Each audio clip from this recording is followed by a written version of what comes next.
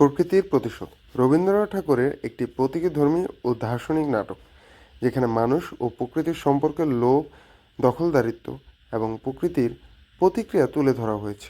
নাটকের মূল বিষয় হলো মানুষের প্রকৃতির উপর অযথা দখল ও শোষণ।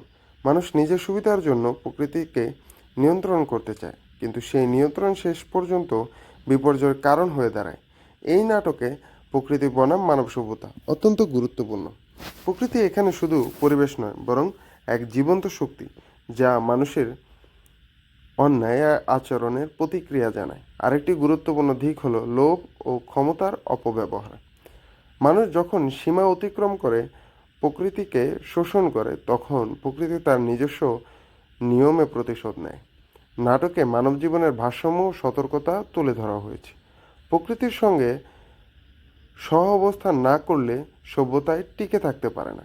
এই নাটকে প্রতীকধর্মী বার্তা হলো খুব শক্তিশালী।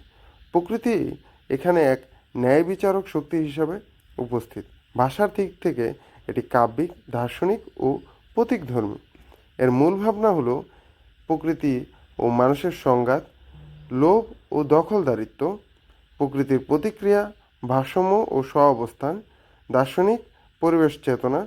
সংক্ষেপে, প্রকৃতির প্রতিশোধ নাটকে রবীন্দ্রনাথ ঠাকুর দেখিয়েছেন যে মানুষ প্রকৃতিকে শোষণ করলে প্রকৃতি একসময় নিজের নিয়মে তার প্রতিক্রিয়া বা প্রতিশোধ গ্রহণ করে। ধন্যবাদ।